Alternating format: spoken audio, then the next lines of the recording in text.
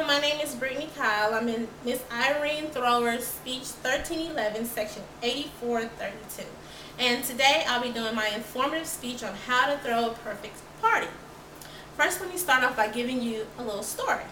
My family owns and operates our own reception hall here in Dallas, Texas. And with the almost 52 weekends in the year, we throw many parties at that reception hall. Many people think that to be able to throw and to give a party is very easy and very simple.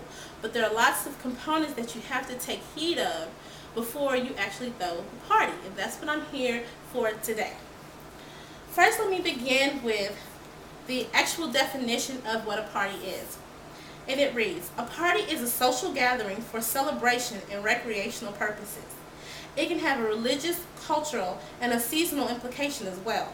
But the term party usually implies a strong social or socializing component to the gathering, meaning party is for people to get together and have fun. Now, there are many different types of parties. We have our formal parties or formal gatherings such as a wedding or an anniversary. Then we also have our informal parties such as birthdays for the young and the old, or baby showers for the young. We also have our themed birthday theme parties for Christmas and those that are just because, such as a luau.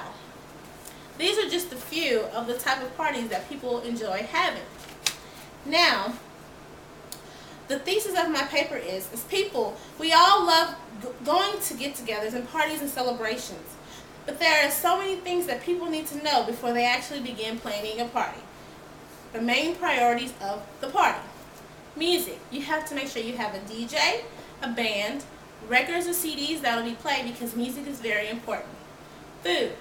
At most formal parties, there will be full meals. But at a lot of the informal parties, people do finger foods, such as wings, hot dogs, nachos, things of that nature.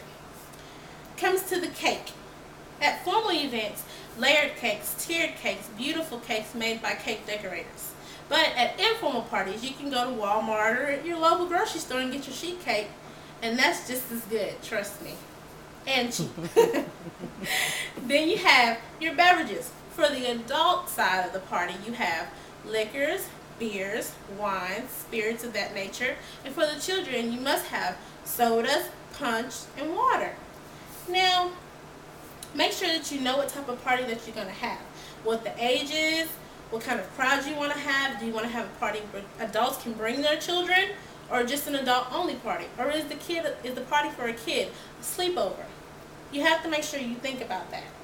Your place is very important, meaning your venue. As in my family's business, the ballroom on Buckner. You have to make sure that you get this in advance to make sure that you actually have a place to have your party, unless you want to have it at your house or someone else's house. Now down to the specifics.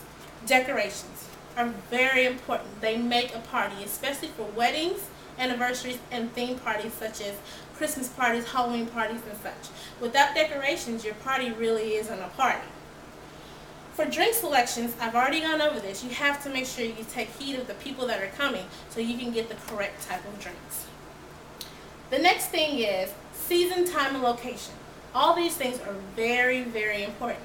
For the season, what I mean is you don't want to throw a Christmas party at the wrong time of the year, but that's plain simple. And you want to make sure that you have the times. For most kid birthday parties and such, they start around between 12 and 4 and end by 7. For adult parties, that's when the party usually is going, about 6 or 7, and usually end about 12 and 2 a.m. Last minute things, as in help from others, and the checklist are very important. By what I mean by saying help from others, formal events you usually have a DJ, but you're going to pay for it. A cake decorator, but you're going to pay for it. A caterer, but you're going to pay for it. Informal events are a little better because everyone can bring a dish and have a little smorgasbord and everyone pitches in. It's a lot cheaper. You bring the liquor, put it in the kitchen, everyone makes their own drinks. It's a lot cheaper. A checklist.